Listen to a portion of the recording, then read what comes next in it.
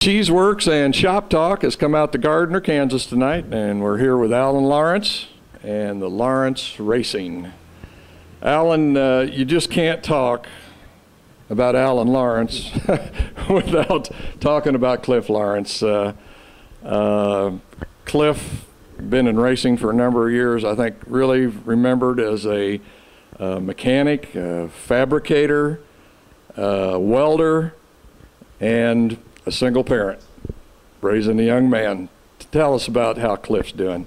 He's just hanging in there, Mike. I think what keeps him going is he likes to see his grandson. Mm-hmm. He likes to hear about what's going on at the racetrack and seeing the videotape from the racetrack and things like that. I think that's what keeps him going. He's bedridden right now and just hanging in there the best he can. We hate to see anybody have to, end up in that condition, but it sounds like he's, like you say, doing the best that he can with what he's got. And I know we're all thinking about Cliff. Would there be anywhere where somebody could send a card to Cliff if they wanted to? Oh, absolutely. Anybody can just go to my website, which is AllanLawrenceRacing.com, and then there's a contact Allan. Mm-hmm. I'll send anybody an address that want it. Okay. That's no problem. And everybody, actually, a lot of people from Lakeside do send him cards now. He enjoys getting cards and things like that, so it's something he enjoys. Good. I'm glad to hear that. Let's go back a little bit further. I remember an Allan Lawrence that was 14, 15 years old, and there was a little racetrack over in Shawnee, I think 120 by 60. Pretty good lineup over there. Kenny King, Bubba Harvey, Jake Richards, yourself, me. Right? Yeah, oh yeah. Racing RC. Do you think your dad started you out in RC to kind of get you ready for racing? I think so to some degree. It's something I didn't even tell you before is I had an RC car when I was about 9. I got one. And my dad got me a little car, and I would go with my uncle over to Riverside, near Riverside Stadium, a little Riverside track. There.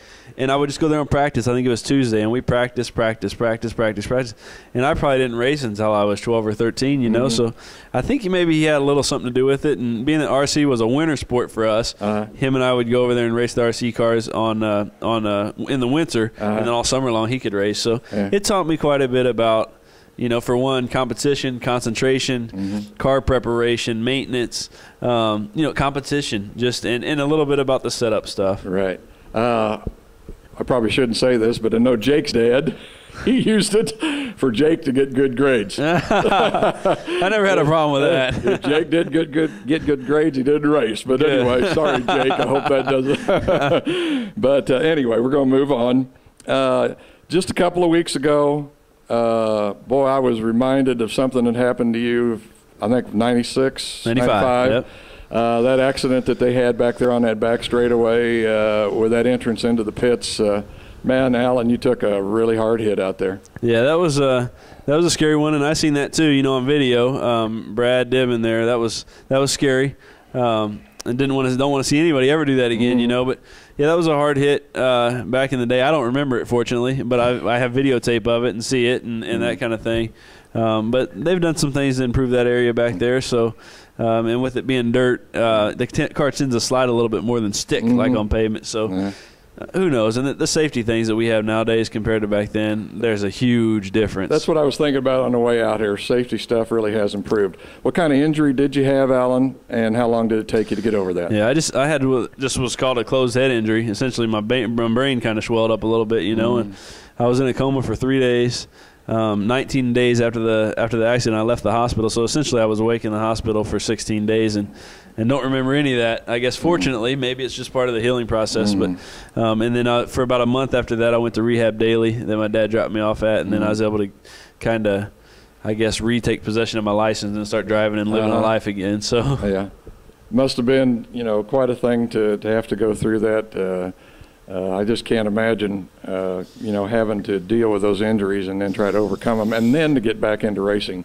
That's, quite a thing for somebody to have to try and do. Yeah, I guess it proves to me that I enjoy racing because I don't think about that. I just enjoy driving the race car and the things that go with it. So, okay, we're going to move up into the present.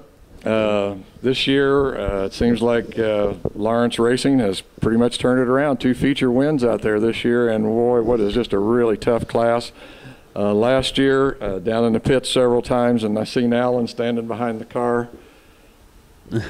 doing one of these numbers. Yes. Really suffered through last year. Right, and I did. I had a tough time, and I think maybe I was a little bit behind on what the current setup was back then, but I didn't have the money to spend on it to really change it over. I didn't want to spend the money anyway, and just kept fighting that old setup. Plus, just time in the car. These cars have so much more horsepower than what I was used to. They're lighter. They react quicker.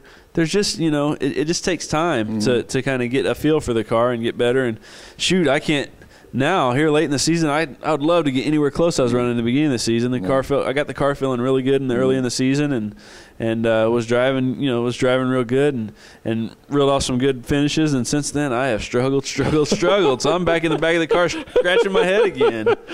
I know. I think it was last year or beginning of this year I talked to you, and you said that you thought one of the more important things that you did was to go to a driving school, and that for as long as you'd been around racing, you found out that there were a few things that you were doing wrong, so they really are a helpful thing to do. Oh, I definitely think so.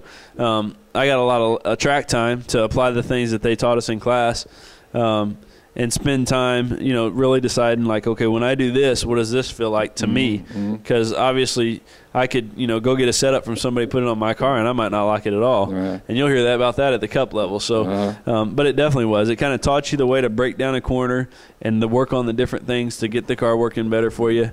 And I'm not sure where I'm at today, though, because I just can't get going back good again. I'm working awfully hard at it, though. Okay. I guess that kind of leads me up to the next question, and that is, I guess with Chad Lyle and Tim Carrick, Claxton, Johnny Allan, you see that consistency. I guess in racing, that's what really wins points championships, of course, is being consistent. How hard is it to develop that consistency? Is it just a thing of experience, like you say, just being in the car, or is it something that you can learn outside the car? A combination of both, to tell you the truth. I think that experience in the car definitely helps, because you can miss the setup and maybe change a little bit of driving style here or there, like those guys, that when you make that many laps, certainly you can make the car a little bit better by doing something different. But, certainly, too, getting used to, okay, track's doing this or it's like this, go back to the notebook or go back in that mind and decide what to change on the car to make it better. It's just, I think it's a time thing. I really wish I could rewind time and not hurt the car after I had my little win and running real good and see how I'd be doing now, because when I put everything back the way it was, she just didn't work the same, and so I've been struggling since.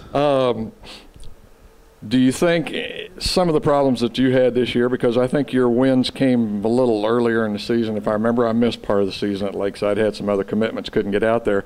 But again, this year, like we did last year, we had a fairly wet spring. Was it difficult for you to try and set up the car with those conditions when, to me, generally speaking, Lakeside is pretty much a dry, slick track most of the year? Is that true? Well, usually Lakeside stays pretty tacky, or at least, it doesn't get too slick too often. By the time modifieds hit the track, sometimes it's a little bit slicker, but I actually had a lot of success. It was on the first Sunday show that we had, from the rain makeup, and it was real dry and real slick then. And that got me some confidence going. And then, the track was real heavy the first time I won, real rough. And so, track conditions have been here and there, but and that's always a challenge, keeping up with the racetrack and keeping the car dialed in. Okay, we're getting down to this last minute. Real quick, what chassis are you running? Who builds the motors? Skyrocket chassis, and JR Motorsports builds my motors for me. Okay. Who is behind Lawrence Racing? Who is it, the people and sponsors that lets Allan Lawrence do what he loves to do? My dad still helps me out, in the financial realm and things like that. I wouldn't be racing this year still if it wasn't for him. Had a crash in the spring that tore the car up pretty good, and then just had some engine problems here a couple weeks back, and he stepped in and helped me out there. So, but other than that, I have some great sponsors that help me out a lot. AutoZone has been with me for 5 years. Burns Printing has been with me for 5 years. Chemtrol, Microclean One, VMS Graphics, Vegetation Management Supply, Premier Designs by Jenny Lawrence, TNT Welding, Kirk Welding Supply, which is now Praxair. Those guys all help me a lot. And I got a couple of people that help me out here at the shop about once a week, my cousin Roger and my buddy Jeff. Well, folks, we could probably stay here and talk for another 10 minutes, but we're going to have to wrap it up. That's Lawrence Racing from Gardner, Kansas.